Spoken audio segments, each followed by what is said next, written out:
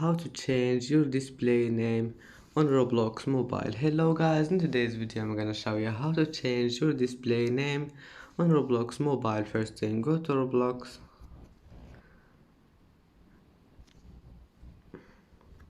and now click these 3 points here and then go down, and here you will find the settings. Click on it and then click account info and just here you will find display name. Just click this icon here and then you can change it to anything you want, and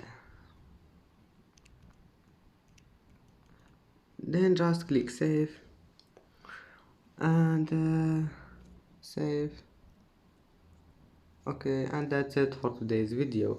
If you like this video, please don't forget like and subscribe, and see you in the next video.